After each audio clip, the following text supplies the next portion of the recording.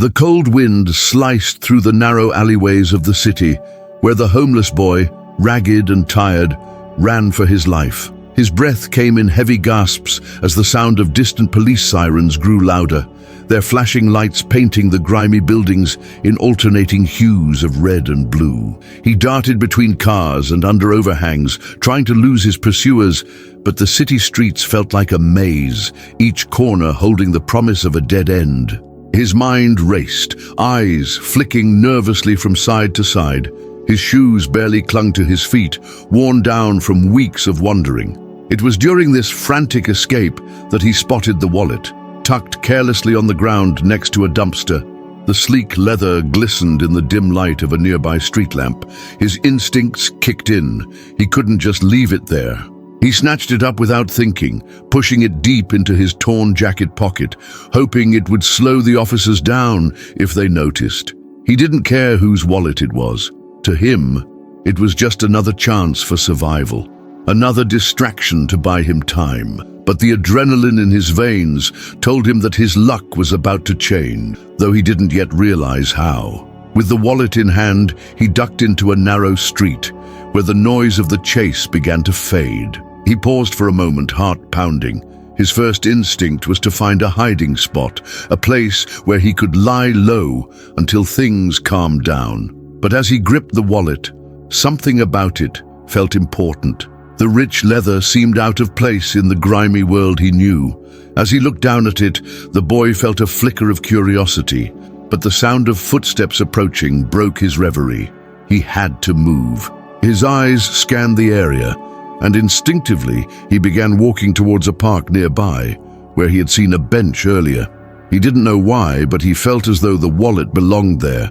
He had no intention of keeping it after all. Maybe someone would return to look for it. Maybe it would be better off in the hands of its rightful owner. As he moved, the distant sound of police officers grew louder again. They were closer now. He couldn't risk being caught with something that could get him into even more trouble. His hands, cold from the night air, fumbled with the wallet as he took it out of his pocket. He could feel the weight of the bills inside, the unmistakable bulge of something more valuable than he could imagine.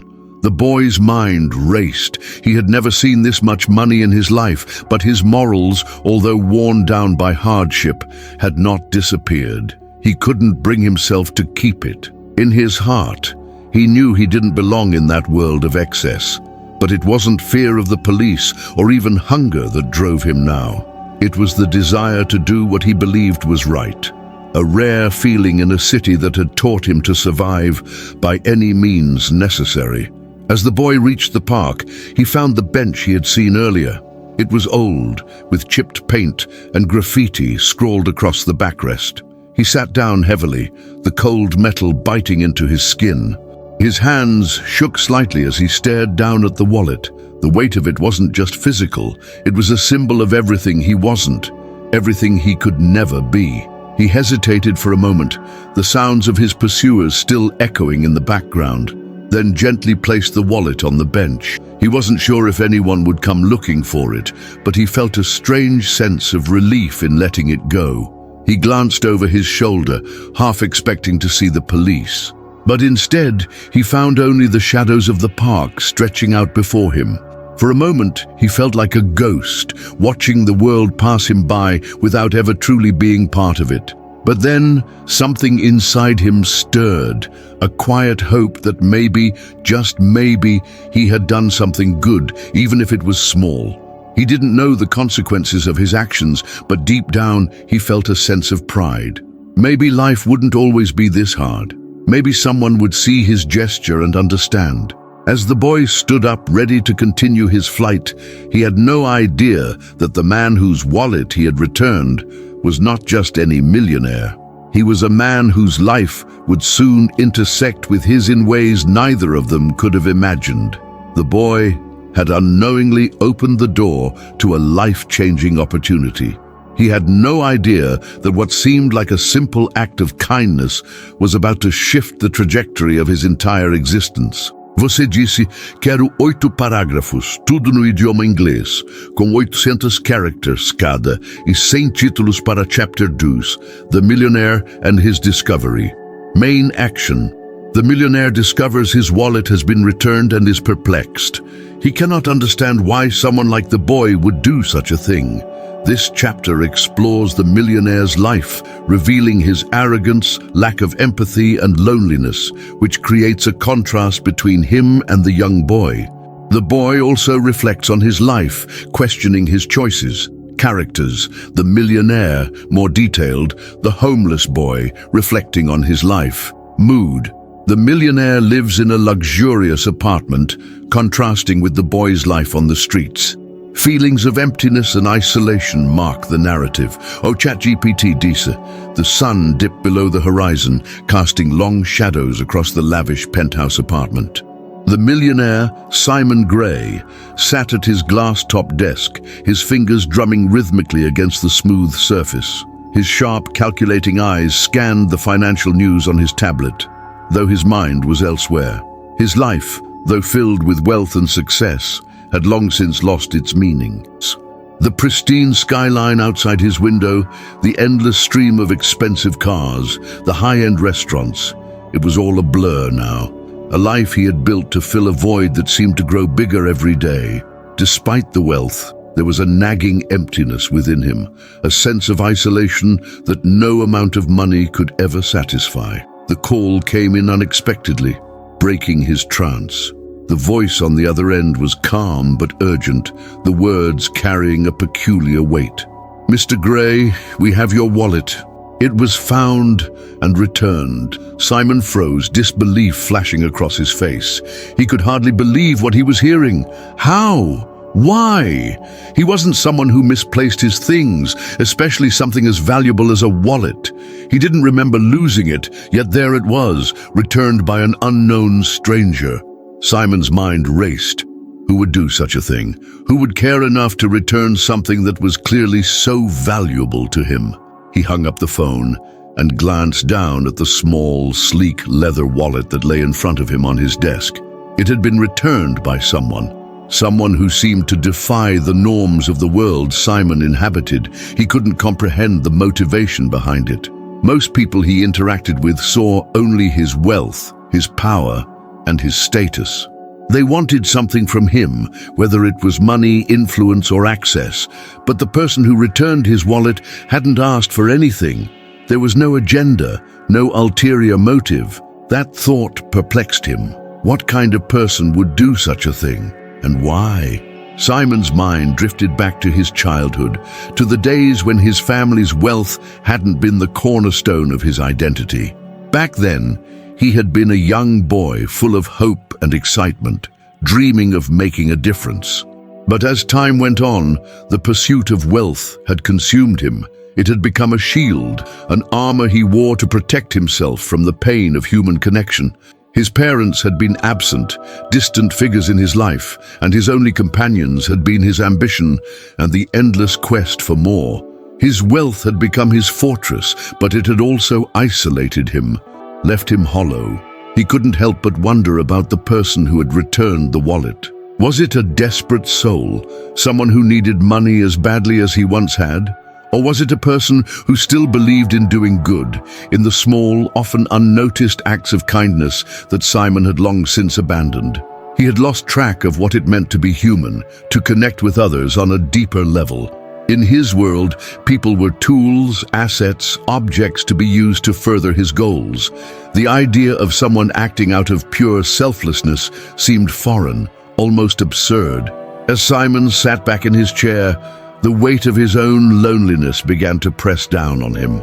Despite the luxury that surrounded him, despite the opulence of his apartment, and the strings of power he could pull with a single phone call, he felt an overwhelming sense of emptiness. No one truly cared about him. They cared about his money, his connections, his influence. He was a commodity, a product to be consumed by the world around him. In the silence of his penthouse, he realized how far removed he had become from the real world, from the raw, unpolished experiences of life. The boy, on the other hand, was living a completely different existence. His days were spent on the streets, his world filled with uncertainty, hunger, and the constant threat of danger.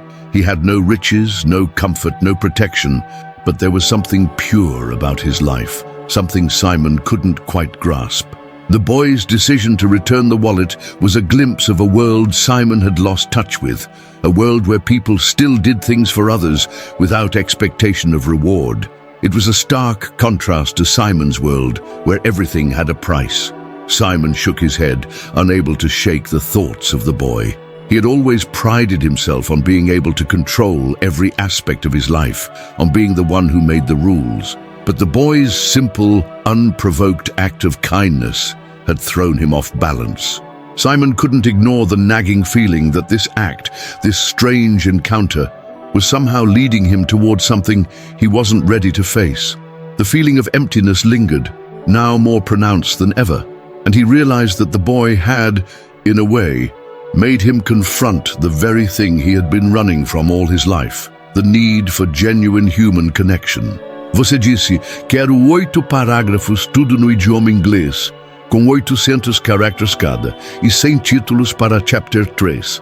A decisive encounter. Main action.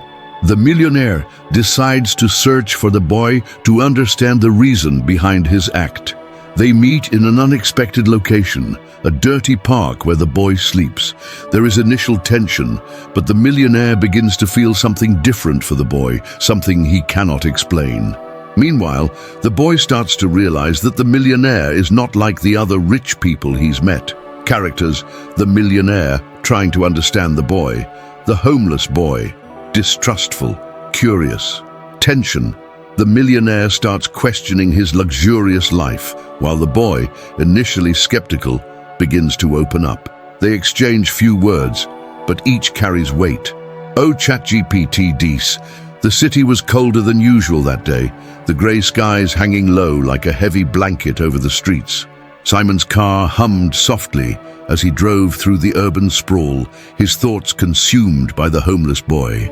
The more he thought about the boy's actions, their simplicity, their purity, the more unsettled he became. No one had ever acted like that toward him, and the idea that someone from the fringes of society could return something without asking for anything in return gnawed at him. He had to understand why. He had to meet this boy, and perhaps, in the process, find something he had long been searching for but couldn't name. After days of searching, Simon found himself driving into a part of the city he usually avoided, the areas where the wealthy didn't go. As he turned into a rundown street, his eyes caught sight of a small park littered with trash and overgrown weeds. He saw the boy for the first time, lying on a bench, bundled in tattered clothes. The boy's face was drawn, tired, but there was something about his posture, something defiant yet resigned, that struck Simon. It was strange to think that someone like him, someone who lived among luxury, was standing in front of a boy whose entire world was defined by survival and hardship. Simon hesitated for a moment, unsure how to approach. The boy was sleeping, or at least pretending to, but Simon could feel the air between them, crackling with tension. He wasn't sure what he was hoping to achieve by meeting the boy. What was there to gain? He had money, status, power. What could this boy, someone who had nothing, possibly teach him? And yet, something about the boy's actions haunted him, something beyond the simplicity of his gesture. It wasn't about the wallet anymore. It was about understanding why the boy had returned it in the first place. He stepped forward cautiously, the gravel beneath his shoes crunching loudly in the silence. The boy stirred, his eyes flicking open, squinting against the harsh light. The moment their gazes locked, Simon could feel the weight of something unspoken pass between them. The boy didn't move. He simply watched Simon, his expression unreadable. Simon stood there for a few moments, unsure how to proceed. He had never been good with people outside his social sphere, and this encounter, however brief, felt more like an intrusion than an exchange. But he had come this far, and he couldn't back down now. "Why did you return the wallet?" Simon asked, his voice softer than he intended. The question hung in the air like a fragile thread, and the boy's response was slow, deliberate. "It wasn't mine to keep," he said, his tone flat, as if the answer was self-evident. There was no anger in his voice, no bitterness. Simon was taken aback by the simplicity of the response, yet it echoed something deep inside him. Why had the boy returned it? To him, people only acted with ulterior motives, especially those with nothing to their name. But this boy was different. The boy didn't offer any more explanation, and Simon didn't press him. Instead, the silence between them deepened. Simon found himself caught in a strange moment where the wealth and success that defined his life felt irrelevant, even small. The boy was the embodiment of a life Simon had never known, a life lived on the margins, a life where every day was a fight to survive. And yet, there was a quiet dignity in the boy's posture, something Simon could not quite place. The millionaire was unsure whether to feel pity or respect. It was the first time in a long time that Simon had questioned his own assumptions, his own biases. For the boy, the millionaire was just another rich man, another face in the crowd of people who had always ignored him, looked down on him, or dismissed him as invisible. He had learned to distrust people like Simon, people who walked through life as if the world owed them something, people who had never known what it meant to go without. But there was something different about Simon, something that didn't quite fit the mold. His presence wasn't as imposing as other wealthy men the boy had encountered. He wasn't arrogant or demanding. Instead, there was something vulnerable about him, something the boy could not ignore. The tension between them softened, but it didn't vanish. Neither spoke much after that, but the silence was not uncomfortable. The boy found himself watching Simon more closely, as if searching for the cracks in the man's polished exterior. And Simon, for his part, found himself thinking about the boy, about the simple life he led, the hardship he endured, and yet the sense of integrity he seemed to carry. As they stood there in the dirty park, surrounded by decay and neglect, something shifted within Simon.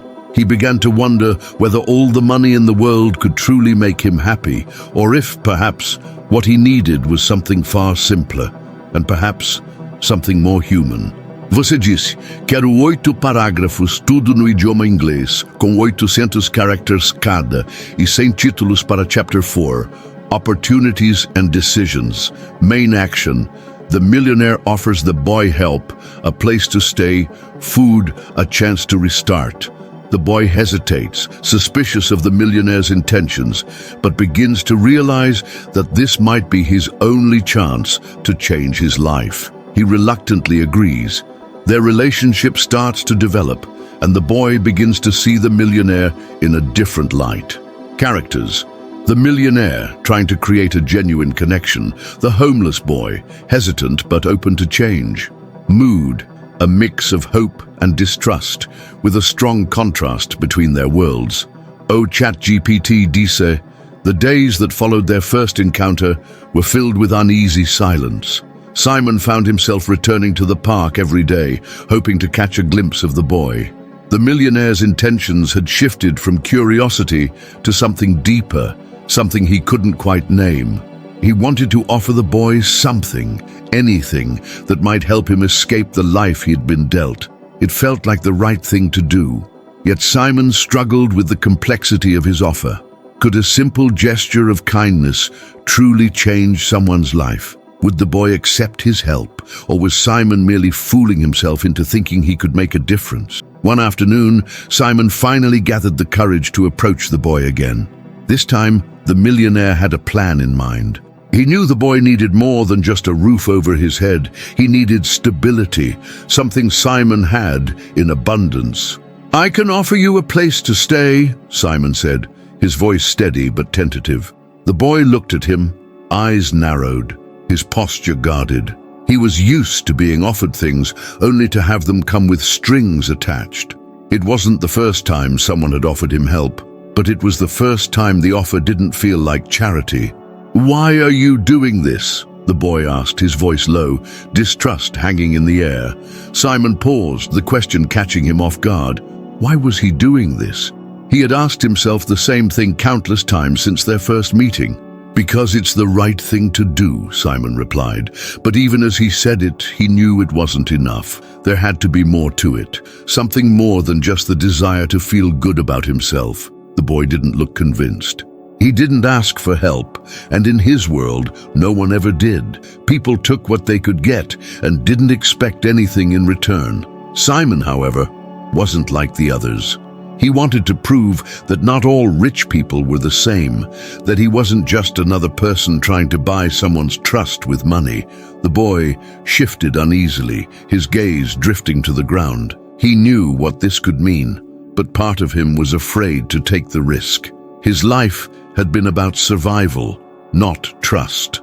He had learned the hard way that people with power rarely helped without expecting something in return. It wasn't about kindness. It was about control. But something about Simon's offer felt different. It wasn't just a handout. The millionaire wasn't offering him money or food. He was offering a chance, a genuine opportunity to change. The boy's mind raced, torn between his distrust of Simon's world and the possibility of a life beyond the streets. "Think about it," Simon said, sensing the hesitation in the boy's eyes. "You don't have to accept now, but I can give you a place to stay, food, a job. It's a chance to start fresh, to rebuild your life." The boy's heart skipped a beat at the mention of a job. A job. It was more than he had ever imagined possible. He had spent his life in and out of shelters, scraping by on whatever he could find. The idea of stability, of waking up with a purpose, was foreign to him. But was it too good to be true? Was he being set up for failure? His instinct screamed at him to walk away, to distrust Simon's words. Yet something inside him felt a flicker of hope. For the first time in a long while, the boy allowed himself to consider the possibility that this wasn't a trick. He had nothing to lose after all. The streets had taught him the harshness of life, but it had also taught him to fight for survival. This offer, however, was different. It wasn't about fighting, it was about change. But change meant risk, it meant stepping into the unknown, and the boy wasn't sure he was ready for that. "I don't know," he muttered, the words heavy with uncertainty. "What do you want from me?" His eyes met Simon's, searching for any hint of manipulation. Simon met the boy's gaze, unwavering. "Nothing," he said quietly. "I just want to help. You don't owe me anything. Just take the chance. It's yours if you want it." The boy studied him for a long moment, unsure if he could trust those words. But deep down, he knew this could be his only shot at something better. He had spent too many nights on the cold concrete, too many days wondering if he would survive the next one. The thought of a new life, even if it meant stepping into a world so foreign to him, felt like a lifeline. With a hesitant nod, the boy finally spoke, his voice barely above a whisper. "All right, I'll take it." Simon's relief was palpable, though he didn't show it. The boy's decision wasn't just a victory for Simon, it was a victory for both of them. It was the first step towards something neither of them had expected. In that moment, as Simon extended his hand, the gulf between their worlds seemed to shrink just a little. The boy's world was one of struggle and survival, while Simon's was one of wealth and isolation. But in the space between them, there was the possibility of something new, something neither of them could have imagined. Their paths had crossed, and for the first time, they both wondered where it would lead. Você disse, quero 8 parágrafos, tudo no idioma inglês, com 800 characters cada e 100 títulos para Chapter 5, The Revelation Main Action. The boy discovers something surprising about the millionaire. He is not just a rich man, but someone with a complex and painful past, who also had to overcome many challenges. They share their stories, and the boy starts to realize that his life does not have to be defined by his past. The millionaire, in turn, begins to see the value in what is truly important in life. Characters. The millionaire, revealing his past. The homeless boy, reflecting on his future. Tension. The discovery that both have something to learn from each other creates a turning point in the story, bringing a new dynamic to their relationship. O ChatGPT, Disa, the evening was quiet. the soft hum of the city outside muted by the thick glass windows of Simon's apartment. The boy, whose name Simon had learned was Jack, sat across from him at the large dining table, a warm meal in front of him. It was a strange moment. Jack, once a stranger on the streets, now sitting in the luxury Simon had built his life around. But despite the opulence, the silence between them felt heavy. There was something unspoken, a need to bridge the gap between their worlds. Simon felt it too, but he wasn't sure how to begin. For the first time, he realized how little he knew about Jack's life, how little he understood the struggles that had shaped him. "Why did you end up on the streets?" Simon asked, his voice low and careful. He had tried to avoid prying, but the curiosity had built up over time. He needed to understand. Jack, however, hesitated, his fork pausing midway to his mouth. It wasn't the question itself that unsettled him, but the invitation to open up, to reveal the part of him he had buried so deep. He wasn't used to people asking about his past, not in any genuine way, but Simon wasn't like the others. So after a long pause, Jack finally spoke, his voice quieter than usual. "I grew up in foster care," Jack began, his gaze distant, as though the words were hard to let go of. "Never knew my real parents, and the system, it wasn't kind. I got bounced around, never stayed in one place long enough to call it home. The people who were supposed to care for me didn't. I learned to survive on my own, to trust no one. It wasn't until I was older that I ended up on the streets. No family, no one to turn to." He looked up then, meeting Simon's gaze. "You wouldn't understand. You've always had everything you needed." Simon listened carefully, his mind processing Jack's words. There was so much pain in them, so much history. He couldn't begin to fathom what it must have been like to grow up without the stability, the love that had been a given in his own life. Simon had been raised in privilege, shielded from the harsh realities of the world. He had always taken it for granted that life would hand him everything he wanted, that his future was secured by his family's wealth and influence. But hearing Jack's story, hearing how life had turned its back on him, forced Simon to confront a truth he had long ignored, that not everyone was as fortunate as he was. "It's not that simple," Jack continued, his voice growing more intense. "You have everything, but what do you have to show for it? What good is all that money, all that power if you're just lonely inside? I've seen people with nothing but the will to survive, and they still find a way to be happy, to connect. You just hide behind all of this." Jack gestured to the luxury around them, "like it's some sort of shield, but it doesn't protect you from yourself." There was a biting honesty in his words, and it stung Simon more than he cared to admit. Simon was quiet for a long moment, the weight of Jack's words settling over him like a fog. He had always believed that wealth was the answer, that it would protect him from the world's hardships. But Jack had hit a nerve. He had lived a life of excess, of seeking validation in material things, and yet he had never truly felt fulfilled. He had built a fortress around himself, one that kept everyone out, even himself. And now, sitting across from Jack, he realized that it had all been a facade, a distraction from the loneliness and emptiness he had tried so hard to ignore. Jack's simple wisdom was a sharp contrast to everything Simon had known.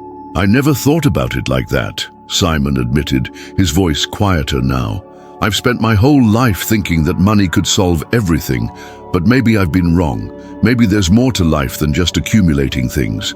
He paused, his thoughts racing. For the first time, he saw the value in Jack's resilience, in his ability to survive without the luxuries Simon had taken for granted. It wasn't just about surviving, it was about finding meaning, finding purpose in the struggle. Jack met Simon's gaze, and for the first time, he saw something different in Simon's eyes. There was no judgment, no condescension, just a genuine desire to understand, to connect. Jack had spent so long building walls around his heart, but Simon's openness had cracked through them just a little. In that moment, Jack realized that Simon, too, had his own struggles, his own battles. He wasn't just a rich man with no real understanding of the world. He was someone who had been trapped in his own way, just as Jack had been. And in that realization, something shifted between them, something that neither of them had expected. Their conversation continued long into the night, each sharing their stories, their struggles, their dreams.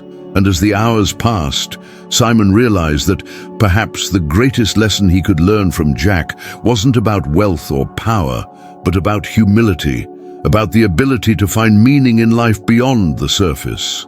Jack, in turn, began to see that his past didn't have to define his future. His strength, his will to survive, could be the foundation for something more, something better. And in that shared understanding, a new bond formed between them, one built not on charity or pity, but on mutual respect and the realization that both of their lives could be transformed. Você disse, quero 6 parágrafos, tudo no idioma inglês, com 800 characters cada e sem títulos para Chapter 6, Beyond Money Main Action. The boy is offered a job with the millionaire, but he realizes that the true reward is not financial. He decides to follow his own path, starting a new life, but with a new perspective on what is truly valuable. The millionaire, inspired by the boy's kindness, begins to change the way he views the world and his personal relationships. Both, though on different paths, know that the experience has changed them forever. Characters: the homeless boy, now with a new purpose; the millionaire, transformed by the experience. Mood: a sense of closure, but also of new possibilities. The ending is not definitive, but reflects a journey of transformation and mutual learning. Oh, ChatGPT disse, the offer had come as a natural progression. Simon had asked Jack to work for him, to be a part of his world, a world Jack had never imagined he could belong to. The job was simple at first: help manage some of Simon's properties, assist in his day-to-day tasks, a way for Jack to earn his keep. But as Jack stood in Simon's office, staring out at the city from the high-rise window, he realized something profound. The job, the money. It didn't excite him the way it once might have. He had spent years struggling to survive, and now, for the first time, he realized that survival was no longer enough. What he truly wanted was a life of purpose, something deeper than the constant pursuit of wealth. Simon watched Jack closely, unsure of what was going through his mind. He had expected Jack to take the offer with eagerness, perhaps out of necessity, but the boy seemed distant, contemplative. "You don't have to take it," Simon said, the words leaving his mouth more gently than he intended. Jack's response was quiet, but it held an honesty that Simon couldn't ignore. "I appreciate the offer," Jack said, his voice steady, "but I need to find my own way, not just follow yours." It wasn't rejection, Simon realized. It was a recognition of something more important. Jack was choosing a path that wasn't defined by wealth or comfort, but by his own values and experiences. With the decision made, Jack set out to find his own way, but not with the same desperation he had once felt. His time with Simon had taught him that there was more to life than simply getting by. He had learned that his worth wasn't tied to what he owned or didn't own, and that true fulfillment came from within. He began taking on small jobs in the community, helping people who were in situations similar to his own. Slowly, he built a life for himself, not through the accumulation of money, but through relationships and self-respect. As he moved forward, he carried with him the lessons Simon had inadvertently taught him about humility and the importance of human connection. Simon, on the other hand, found himself deeply affected by Jack's decision. He had assumed that success was about control, about owning more, doing more, having more. But Jack's rejection of money, his desire to chart his own course, made Simon question his entire existence. He had spent so many years focused on the external markers of success that he had lost sight of the deeper, more meaningful aspects of life. Inspired by Jack's courage to choose authenticity over wealth, Simon began rethinking his own approach to life. He started reconnecting with old friends, spending more time with his family, and even volunteering his time to causes that mattered. He was slowly discovering a new kind of fulfillment, one that didn't come with a price tag. The change in Simon wasn't immediate or dramatic, but over time, it became clear to those around him. He was no longer the distant, aloof millionaire who only cared about profits and acquisitions. He was learning to listen, to understand, to truly connect with people without an agenda. He didn't need Jack's approval or validation anymore. The experience of helping him had already given Simon something far more valuable, a sense of purpose that wasn't dependent on wealth or status. He saw now that the most important things in life were intangible: relationships, kindness, integrity, and these were things he could give without expecting anything in return. For both of them, the journey had been one of mutual learning and growth. Jack, once a boy with nothing, had found a sense of agency and purpose. Simon, once a man with everything, had discovered that true richness wasn't measured in assets, but in the capacity to love, give, and be vulnerable. They had both walked different paths, but the intersection of their lives had left an indelible mark on each of them. As Jack set out to build a life on his own terms, and Simon began to rebuild his relationships with others, they knew that they would never be the same. Their paths had crossed at a pivotal moment, and the impact of that encounter would ripple through their lives forever.